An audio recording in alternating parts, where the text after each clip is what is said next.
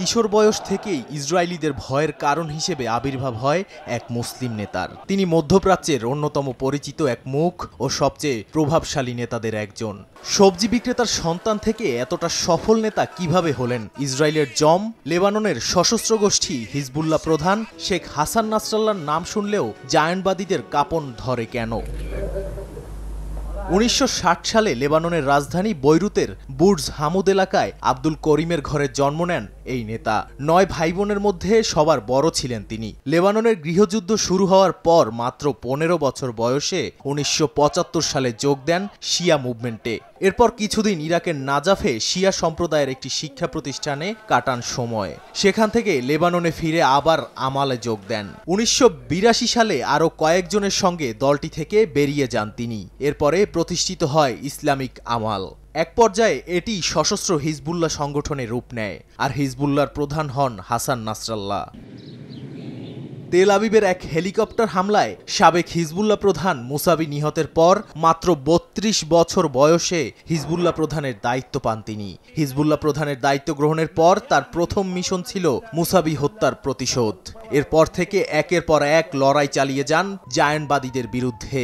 একসময় নাসরাল্লাহর তোপের মুখে লেবানন থেকে পিছু হটতে বাধ্য হয় ইসরায়েলিরা। এ লড়াইয়ে প্রাণ দিতে হয় তার বড় ছেলে হাদিকে। ইসরায়েলি বাহিনী দক্ষিণ লেবানন ছাড়লে নাসরাল্লাহ তেল আবিবের বিরুদ্ধে আরবদের প্রথমবারের মতো বিজয়ের দাবি করেন। সেই সঙ্গে তিনি অঙ্গীকার করেন ইসরায়েলকে দমন না করা পর্যন্ত তারা অস্ত্র ত্যাগ করবেন না। বলেন শেবা ফার্মস এলাকা সহ দখল করা লেবাননি সব ভূখণ্ড ছাড়তে হবে ইসরায়েলকে।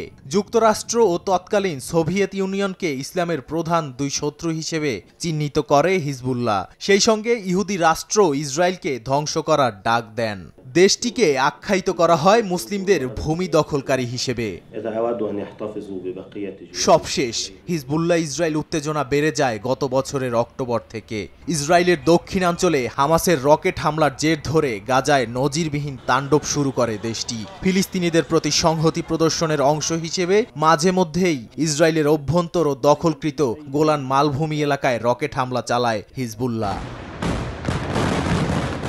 তবে গত কয়েকদিনে আরও উত্তেজনাপূর্ণ হয়ে ওঠে পরিস্থিতি। সীমান্তে পাল্টাপাল্টি হামলা চালাতে থাকে দুই পক্ষই। কিন্তু লেবাননে আকস্মিক ধ্বংসযজ্ঞ চালানো শুরু করে তেল আবিব। এতে হতাহত হয় হাজারো মানুষ।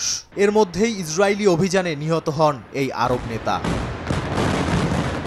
তার মৃত্যুতে শোকের ছায়া নেমে আসে গোটা মুসলিম বিশ্বে। শোক দিবস পালন করে বেশ কয়েকটি দেশ। নাদিম মারজান, সময় সংবাদ।